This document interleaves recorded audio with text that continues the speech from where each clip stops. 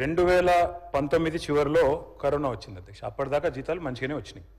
2019 corona వచ్చినాక మేమేమనుకున్నాం అధ్యక్ష, పేదల సంక్షేమం ఆగొద్దు, ఎమ్మెల్యేల జీతాలు ఆగినా పర్వాలేదు, ఎమ్మెల్సీల జీతాలు ఆగినా పర్వాలేదు, మంత్రుల జీతాలు ఆగినా పర్వాలేదు, కానీ రైతులకు రైతు బంధు ఆగద్దు, పేదలకు పెన్షన్లు ఆగద్దు, పేద పిల్లలకు కళ్యాణ లక్ష్మి ఆగద్దు అట్లా అనుకున్నాం. అందుకే ఉద్యోగుల జీతాలు కూడా కొద్దిగా ఆలస్యంగా ఇవ్వచ్చు. కానీ నేను అడుగుతున్నా, ఇవాళ ఉద్యోగులందరికీ జీతాలు పడుతున్నాయి ఫస్ట్కు. ఇట్లా అబద్ధాలు చెప్పొచ్చా? ఇవాళ నేను చూపెడతాను అధ్యక్ష, నాకు మొత్తం పేపర్ కటింగ్లు ఉన్నాయి, మొత్తం మంత్రి గారికి పంపుతాను. ఇవాళ మొత్తం కాంట్రాక్ట్ అవుట్ సోర్సింగ్ ఉద్యోగులు 8 నెలలుగా జీతాలు లేని వాళ్ళు ఒక్కరు కాదు అధ్యక్ష, రాష్ట్రంలో లక్షల మంది ఉన్నారు.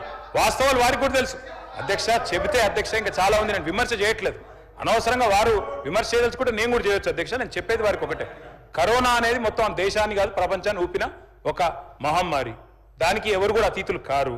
సరే, మంత్రి గారికి నేను చెప్పేది ఏమంటే అధ్యక్ష, ఆనాడు 2014లో అధ్యక్ష మన ప్రయాణం ప్రారంభమైనప్పుడు 4.5 లక్షల కోట్లు మన జిఎస్డి. ఈరోజు ఎంత అధ్యక్ష? 16 లక్షల కోట్లు. మేము దిగిపోయే నాడు 14.5 లక్షల కోట్లు. సంపద పెరిగిందా తగ్గిందా రాష్ట్రానికి? ఆనాడు అధ్యక్ష మరి మన తలసరి ఆదాయం రాష్ట్రానికి 1,12,162 రూపాయలు 2014లో. మరి 2023-24 నాటికి ఎంతకు పెరిగింది అధ్యక్ష?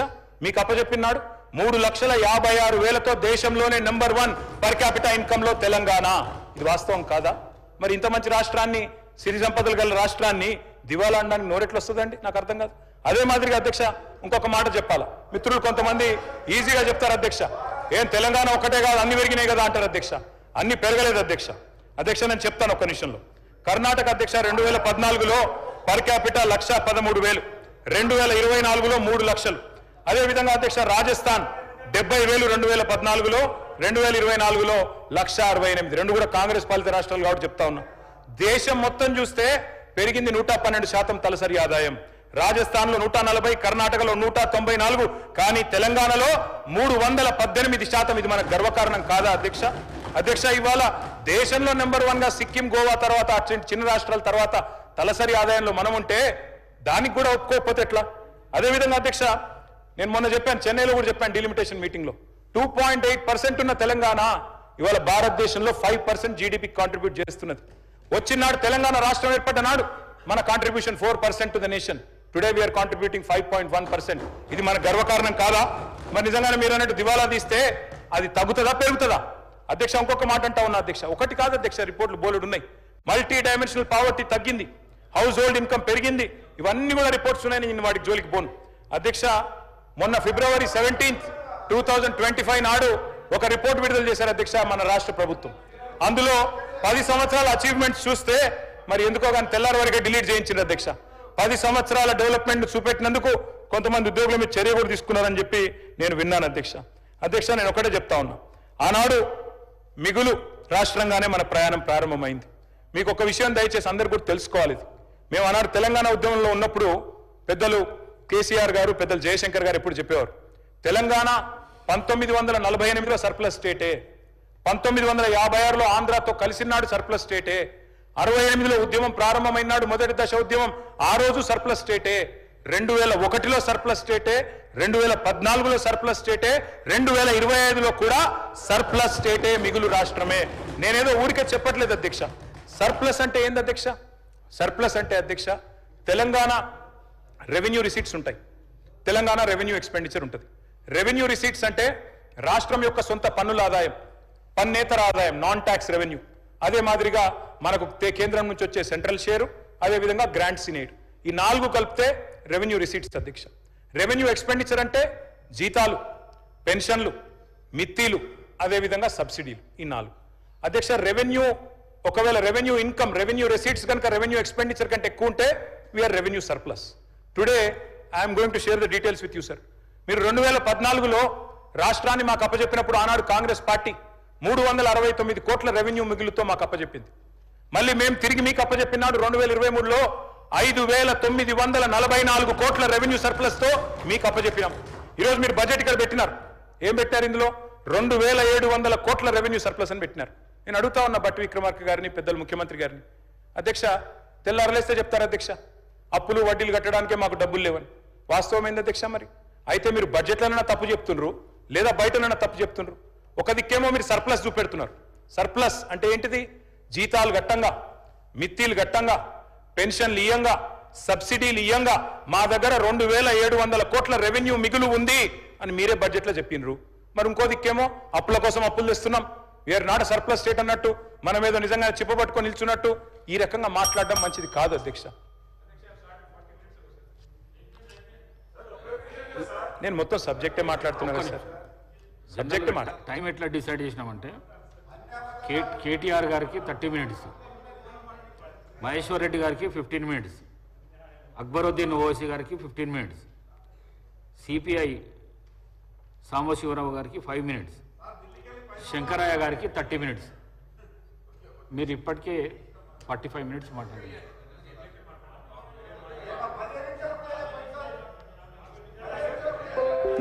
దయచేసి మరొక 45 నిమిషాలు ఇవ్వండి, నేను కంప్లీట్ చేస్తాను సార్. ఎందుకంటే నేను సబ్జెక్టే మాట్లాడుతున్న తప్ప వేరే విమర్శ కూడా చేస్తలేను సార్.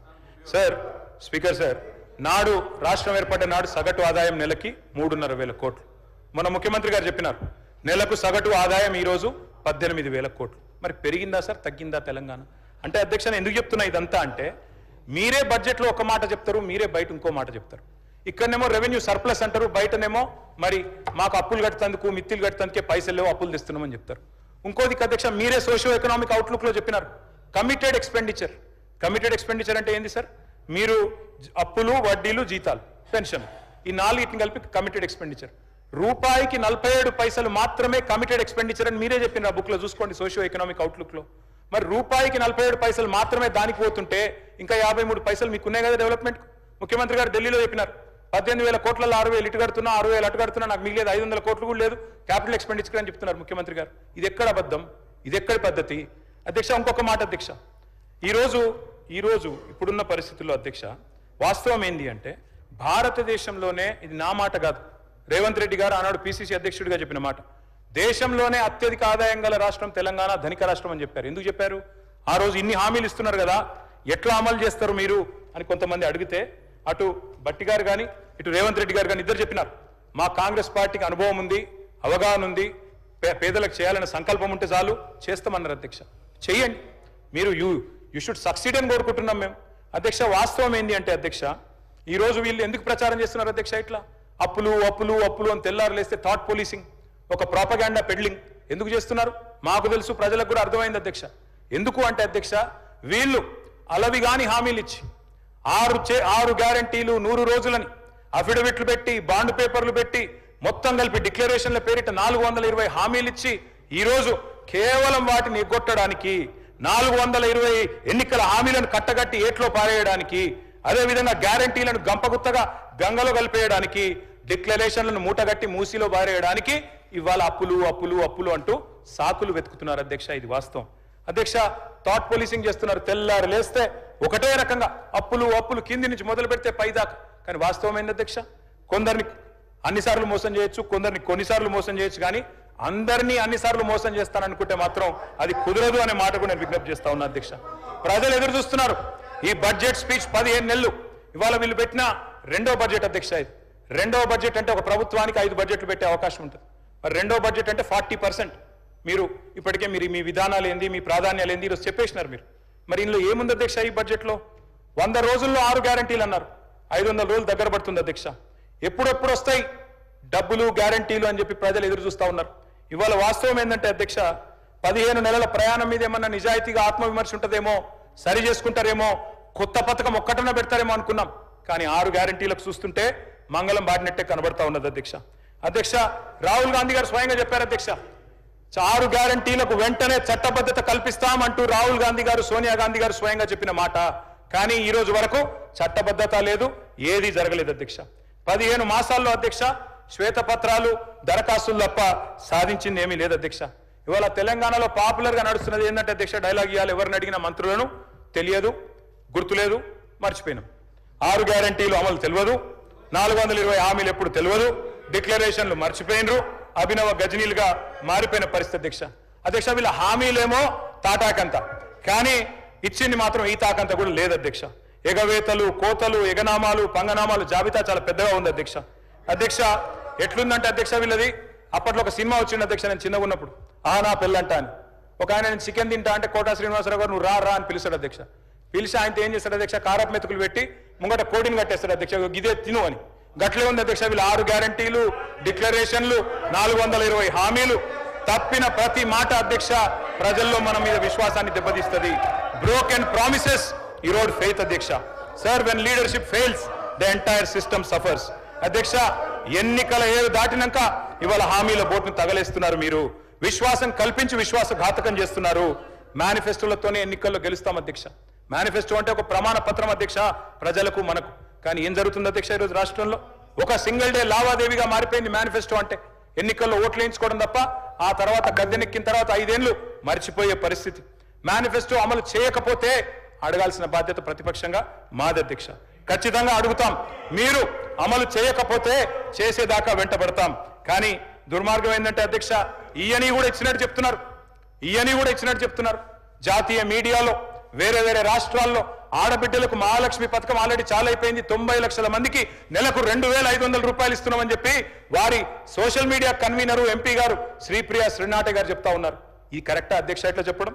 అదేవిధంగా అధ్యక్ష, 1-2 కాదు, ఎన్ని చేస్తున్నారంటే ఇట్లాంటి మరి ప్రచారాలు వేరే వేరే రాష్ట్రాల్లో మామూలుగా చేయట్లేదు అధ్యక్ష. ఎన్నికలు 5 ఏళ్లకు ఒకసారి వస్తాయి.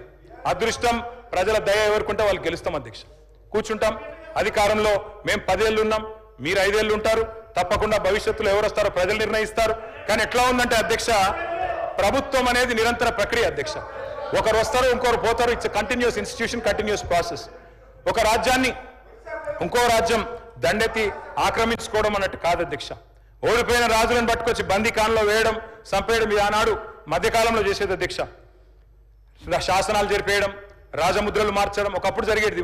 ఇవాళ ఇవన్నీ ఎందుకు చెప్తా ఉన్నా అంటే 15 నెలలుగా రాష్ట్రంలో ఒక విపరీత ధోరణి చూస్తా ఉన్నా అధ్యక్ష. ఆనవాళ్ళు జరిపేస్తా, కేసీఆర్ ఆనవాళ్ళు ఉండొద్దు, ఈ శపథాలే ఇవాళ ఈ రాష్ట్రానికి శాపాలు అవుతా ఉన్నాయి. నేను ముఖ్యమంత్రి గారికి కోరుతా ఉన్నా, పాలకుడికి కావాల్సింది కక్ష కాదు. మీరు చిన్న వయసులో ముఖ్యమంత్రి అయినారు, సర్వ్ చేయండి, మంచిగా సర్వ్ చేయండి, ఇచ్చిన ప్రతి హామీ నిలబెట్టుకోండి. తప్పకుండా మళ్ళీ ప్రజలు అనుగ్రహించిన ఆశ్చర్యం లేదు. కానీ మీరు ఇదే రకంగా పోతే కేవలం కక్షతో, పగతో, ప్రతీకారంతో తుడిచేస్తా, చెరిపేస్తా, కూల్చేస్తా అంటే మాత్రం మీరే నష్టపోతారు, మాకేమి కాదు అధ్యక్ష. పేరు ప్రఖ్యాతులు పెంచుకోవాలంటే, లాంగ్ లాస్టింగ్ లెగసీ ఉండాలి అంటే తప్పకుండా మంచి పనులు చేయాల్సిందే. చేయండి, మాకంటే ఎక్కువ చేయండి, మేము కాదనట్లేదు. కానీ రివెంజ్ పాలిటిక్స్ వల్ల రాష్ట్రం ఆగమవుతుంది, సంక్షేమం నుంచి సంక్షోభం దిక్కు పోతున్నది. నేను చెప్పలే, మీరే చెప్పిన ముఖ్యమంత్రి గారు. నిన్నగాక మొన్న మీరే చెప్పినారు స్టేషన్ గన్పూర్లో. గౌరవ ముఖ్యమంత్రి గారు, కొంతమంది ఏమనుకుంటారంటే సమయానుకూలంగా సలహాలు సూచనలు ఇవ్వడానికే ఉంటాయి, పాటించడానికి ఉండవు అని అనుకుంటారు. ఎందుకు అని అంటే తమ దాకా వస్తే కానీ తమకు అర్థం కాదన్నట్టు నిజంగానే కక్ష సాధింపు చర్యలకు పాల్పడే ఆలోచననే ఈ రాష్ట్ర ప్రభుత్వానికి ఉండి ఉంటే ఈరోజు అక్కడ కూర్చొని అక్కడ నించొని నోటికొచ్చింది మాట్లాడే అవకాశం ఉండకపోతుండే. చెంచల్గూడనో చెర్లపల్లిలో మమ్మల్ని ఎక్కడైతే పెట్టినరో డిటెన్షన్ సెల్లో ఎవరిని కలవకుంటే నిర్బంధించినరో అక్కడనే మీరుండేటోళ్ళు. కానీ మా ప్రభుత్వం 15 నెలల్లో ఎవరి మీద కూడా కక్షా సాధింపు చర్యలకు పాల్పడలేదు అధ్యక్ష. డ్రోన్ ఎగరేసిందని, డ్రోన్ ఎగరేస్తే ఎవరైనా అనుమతి తీసుకోకుండా ఒక డ్రోన్ ఎగరేస్తే ఆ డ్రోన్కు 500 రూపాయలు ఫైన్ వేస్తారు అధ్యక్ష. కానీ పార్లమెంట్ సభ్యుడిగా, కాంగ్రెస్ పార్టీ వర్కింగ్ ప్రెసిడెంట్గా నన్ను అరెస్టు చేసి జైలుకు పంపించి మామూలుగా దానికి 500 రూపాయల ఫైన్ ఉంటే బిలో 7 ఇయర్స్ ఉంటే రిమాండ్కే పంపరు, పోలీస్ స్టేషన్ బెయిల్ ఇవ్వాలి. కానీ అధికారాన్ని అడ్డం పెట్టుకొని అన్ని రకాల వ్యవస్థల మీద ప్రభావితం చేసి చెర్లపల్లి జైలుకు పంపించి నక్సలైట్లు, ఐఎస్ఐ తీవ్రవాదులు ఉండే డిటెన్షన్ సెల్లో ఒక కాంపౌండ్లో ఏ ఒక్క ఖైదీని లేకుండా 7 ఫీట్లు బై 12 ఫీట్లు ఉంటే అందులో 3.5 ఫీట్లు పండుకోవడానికి దిమ్మె ఉంటుంది, ఒక చిన్న బాత్రూమ్ ఉంటుంది అధ్యక్ష. 16 రోజులు డిటెన్షన్ సెల్లో ఒక్క మనిషిని చూడకుండా నన్ను నిర్బంధించిన ఆ కోపాన్ని దిగమింగుకొని రాష్ట్ర ప్రయోజనాల కోసం ఈరోజు పనిచేస్తున్నా అధ్యక్ష. రాత్రిపూట పడుకోవడానికి లైట్ బంద్ చేయకుండా ట్యూబ్ లైట్లు ఆన్లో పెడితే అది ఓపెన్ ఎయిర్ జైలు. ఇంతింతలో బల్లులు 7 ఫీట్లలో 3.5 ఫీట్లు దిమ్మ ఉంటే దిమ్మ మీద పడుకుంటే ఇంకొక 3.5 ఫీట్లు గ్యాప్ ఉంటుంది. లైట్లు బంద్ చేయకుండా లైట్లు ఓపెన్ పెడితే అధ్యక్ష ఇంతింతలో బల్లులు 20-30 పైన ట్యూబ్ లైట్ ముందు పురుగులు తిరుగుతుంటే అది ఓపెన్ ఎయిర్ జైలు కాబట్టి పురుగులు వస్తే పురుగులను తినడానికి బల్లులు పరిగెత్తుతుంటే ఏ ఒక్క రోజు రాత్రి కూడా పడుకోకుండా మేల్కతో కూర్చున్న అధ్యక్ష. బయట కానిస్టేబుల్ లైట్ బంద్ చేయవా పడుకుంటా అంటే లేదు సార్ పైనుంచి ఆదేశాలు ఉన్నాయి, ఆ ట్యూబ్ లైట్లు బంద్ చేస్తే మీరు పడుకుంటారు కాబట్టి ట్యూబ్ లైట్లు ఆన్లోనే పెట్టమని. ఆ ట్యూబ్ లైట్ స్విచ్ బయట ఉంటుంది అధ్యక్ష, లోపల ఉండదు.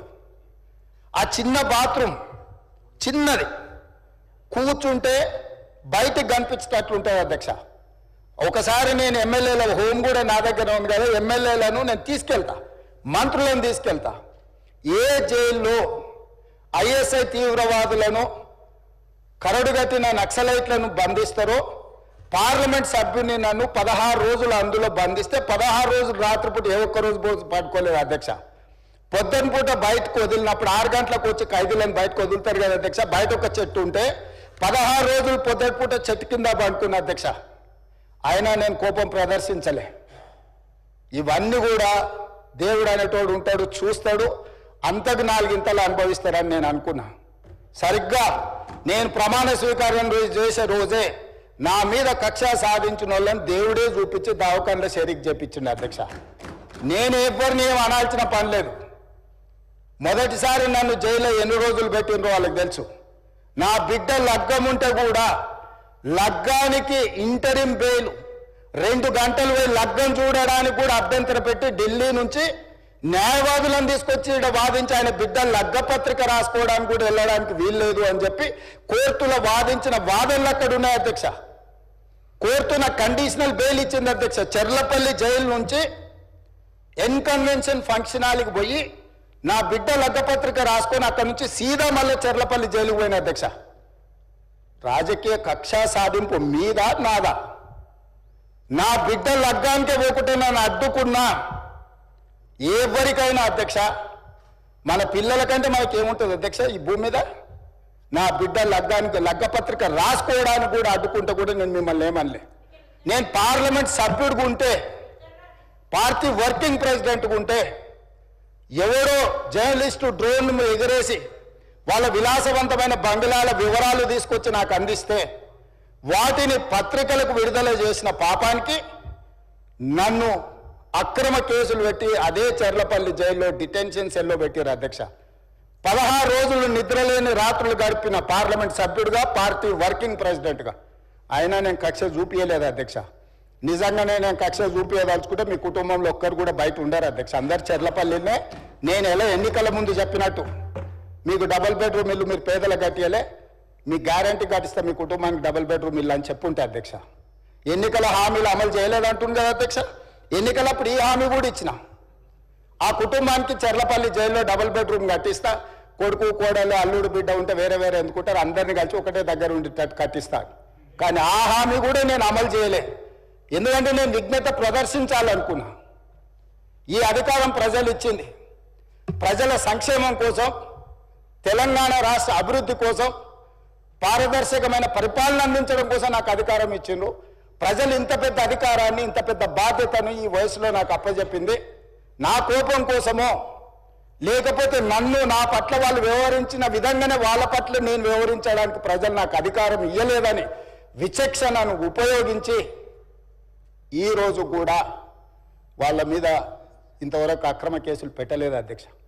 కానీ సొంత పార్టీ ఆఫీసులో కూలీ మనుషులను తెప్పించి రికార్డ్ చేయించి పచ్చి బూతులు మీరు తిట్టిస్తే కూడా చంపలు వలగొట్టేంత శక్తి ఉన్న సంవయనంతో ఊరుకున్న అధ్యక్ష.